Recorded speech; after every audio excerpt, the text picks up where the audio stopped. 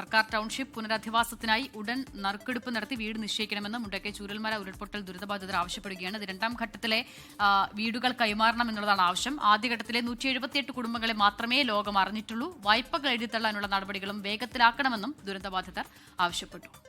ഈ പേസ് വണ്ണുകാരെ മാത്രമേ ഈ ലോകം മുഴുവൻ അറിഞ്ഞിട്ടുള്ളൂ. ഈ 178 ആൾക്കാർക്കാണ് വീട് കൊടുത്തതും അവരെ അറിയണുള്ളൂ. ഞങ്ങൾ ഈ പേസ് 2-ൽ എക്കാരുണ്ട്, ബിക്കാരുണ്ട്, അതിൻ്റെ പുറമെ പിന്നെ ഒരു 49 പേരുണ്ട്, ഒരു 17 പേരുണ്ട്. ഇതൊക്കെ വീട് കിട്ടിയതാണ്. നറുക്കെടുപ്പൊന്നും കഴിഞ്ഞിട്ടില്ല, തന്നിട്ടുമില്ല.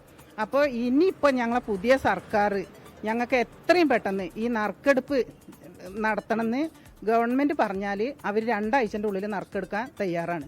വീട് പണിയൊക്കെ മൊത്തം തീർന്നിട്ട് ഞങ്ങൾക്ക് വീട് കിട്ടിയാൽ മതി. ലോണും അതുപോലെ ഞങ്ങളത് കുറഞ്ഞ ആൾക്കാരതെ തള്ളലിൽ പെട്ടിട്ടുള്ളൂ. പേസ് 1 പേസ് 2 പേസ് എക്കാരതും മാത്രം, ബിക്കാരതും അല്ലാതെയും കുറച്ച് ആൾക്കാർ പുറത്ത് നിൽക്കേണ്ട അവരെയും ലോണ് തള്ളുക. കാളിദാസൻ ദേവദത്തൻ വയനാട്ടിൽ നിന്ന് ചേർന്ന് കൂടുതൽ വിവരങ്ങളുമായി. കാളിദാസൻ, അവരുടെ ന്യായമായ ആവശ്യമാണ്. അതിൽ ഏറ്റവും പ്രധാനമായും അറിയേണ്ടത് എപ്പോഴത്തേക്കാണ് ഈ രണ്ടാം ഘട്ടത്തിലെ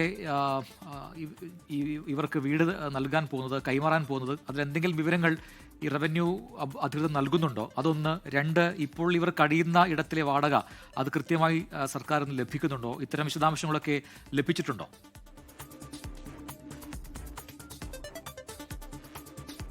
പ്രജിൻ, അസിത, ന്യായമാണ് ഇവരുടെ ആവശ്യങ്ങൾ എന്നുള്ളത്. അതായത് രണ്ടാം ഘട്ടത്തിൽ പെടുന്ന പട്ടികയിൽപ്പെടുന്ന ദുരന്ത ബാധിതരാണ്. നമുക്കറിയാം, ആദ്യഘട്ടത്തിലെ 178 വീടുകൾ, 178 കുടുംബങ്ങളെ ആണ് നമ്മൾ കണ്ടിട്ടുള്ളത്. അവർക്ക് വീടുകൾ ലഭിച്ചത് നമ്മൾ കണ്ടു, നറുക്കെടുപ്പിലൂടെ വീട് ലഭിച്ചത് കണ്ടു, അതിനുശേഷം വീട്ടിൽ കയറി താമസിക്കുന്നത് കണ്ടു, അവർ സന്തോഷത്തോടെ അവിടെ സമയം ചെലവഴിക്കുന്നത്, അതൊക്കെ നമ്മൾ ദൃശ്യങ്ങളായി അത് പകർത്തി ലോകത്തെ കാണിച്ചതുമാണ്.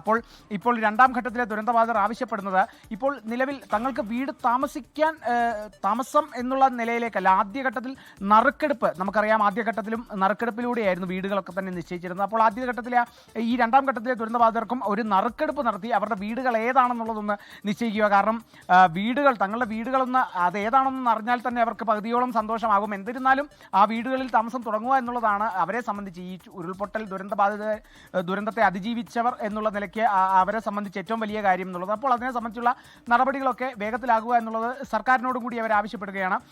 നമ്മൾ മന്ത്രിതലത്തിൽ, അല്ലെങ്കിൽ ഏറ്റവും ഒടുവിൽ മന്ത്രി ടി സിദ്ദീഖിനോട് ഇതിനെ സംബന്ധിച്ചുള്ള സംശയങ്ങൾ ചോദിച്ചപ്പോൾ തന്നെ അദ്ദേഹം പറഞ്ഞത് ജില്ലാ കളക്ടറാണ് ഇനി വേണ്ട നടപടികളൊക്കെ അവർക്ക് തന്നെ പെട്ടെന്ന് തന്നെ വളരെ വേഗത്തിൽ ചെയ്യാവുന്നതേ ഉള്ളൂ. അപ്പോൾ കളക്ടറുടെ ഭാഗത്തു നിന്ന് എത്രയും പെട്ടെന്ന് ഈ നറുക്കെടുപ്പിനടക്കമുള്ള ഈ നടപടികളൊക്കെ തന്നെ ഉണ്ടാകുമെന്നുള്ളതാണ്. വേണ്ടി വന്നാൽ സർക്കാർ തലത്തിൽ തന്നെ വലിയ ഇടപെടൽ തന്നെ നടത്തുമെന്നുള്ളതാണ് മന്ത്രി ഇതിനെ സംബന്ധിച്ച് ഒരു വ്യക്തത വരുത്തിയിരുന്നത്. അതായത് സർക്കാർ കൃത്യമായി ഇത് മേൽനോട്ടം വഹിക്കുന്നുണ്ട്, ഉപസമിതി അടക്കം നടത്തി മേൽനോട്ടം വഹിക്കുന്നുണ്ട്. അപ്പോൾ ഇനി ജില്ലാ കളക്ടർ എത്രയും പെട്ടെന്ന് ഒരു നറുക്കെടുപ്പിലേക്കൊക്കെ തന്നെ കടക്കും. ജില്ലാ കളക്ടറാണ് ഇനി അതിനെ സംബന്ധിച്ചുള്ള തീരുമാനമെടുക്കുന്നത്. അപ്പോൾ ജില്ലാ കളക്ടർക്ക് മുമ്പിലേക്ക് ഇവരൊരു ആവശ്യം കൂടി വെച്ചിരിക്കുകയാണ്. എത്രയും വേഗം അവരുടെ വീടുകൾ ഏതാണെന്നുള്ളതൊന്ന് നിശ്ചയിച്ച് കിട്ടുക, അവരുടെ വീടുകളൊക്കെ ഒന്ന് കാണുക. അതോടൊപ്പം തന്നെ ലോണുകൾ, ഏറ്റവും പ്രധാനമായും നിരവധി ലോണുകൾ എഴുതി തള്ളുക എന്നുള്ള വിഷയങ്ങളൊക്കെ തന്നെയുണ്ട്.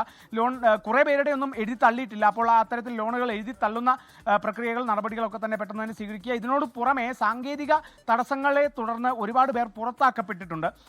അപ്പോൾ അവരെ കൂടി വേണ്ട രീതിയിൽ ഉൾപ്പെടുത്തി അവർക്കും വേണ്ട സഹായങ്ങൾ ചെയ്യുക, ഇത്തരത്തിലുള്ള കാര്യങ്ങളൊക്കെ തന്നെ ചെയ്യുക എന്നുള്ളതാണ് ഏറ്റവും പ്രധാനമായും ഈ രണ്ടാം ഘട്ടത്തിലെ ദുരന്തബാധിതരുടെ ആവശ്യം. അപ്പോൾ ഇനി അടുത്ത ജില്ലാ കളക്ടർ, ഈ വയനാട് ജില്ലാ കളക്ടർ അടുത്തതായി ചെയ്യേണ്ടത് ഈ രണ്ടാം ഘട്ട ദുരന്തബാധിതരുടെ ഈ ആവശ്യങ്ങൾ പരിഗണിക്കുക, എത്രയും വേഗം ഒരു നറുക്കെടുപ്പ് നടത്തുക, അവരുടെ വീടുകൾ ഏതൊക്കെയാണെന്നുള്ളതൊന്ന് നിശ്ചയിക്കുക, ബാക്കി പ്രവർത്തനങ്ങൾ, അവിടുത്തെ നിർമ്മാണ പ്രവർത്തനങ്ങളൊക്കെ വളരെ വേഗമാക്കുക. എല്ലാ കുടുംബങ്ങളെയും 410 വീടുകളാണ് അവിടെ ഉണ്ടാകുന്നത്. 327 തന്നെ ഒരുപാട് കുടുംബങ്ങൾക്കൊക്കെ തന്നെ 377 വീടുകളിൽ തന്നെ ഒതുങ്ങുമെന്നുള്ളതൊക്കെ തന്നെ പറയുന്നു. പക്ഷേ 410 വീടുകൾക്കും താമസക്കാരുണ്ടാകും, കാരണം അത്രത്തോളം ദുരന്തബാധിതരുണ്ട്. അപ്പോൾ അതിനുവേണ്ട നടപടികളൊക്കെ തന്നെ എത്ര വേഗം സ്വീകരിക്കുക എന്നുള്ളൊരു ആവശ്യം കൂടിയാണ് രണ്ടാം ഘട്ട ദുരന്തബാധിതർ മുന്നോട്ട് വെക്കുന്നത്.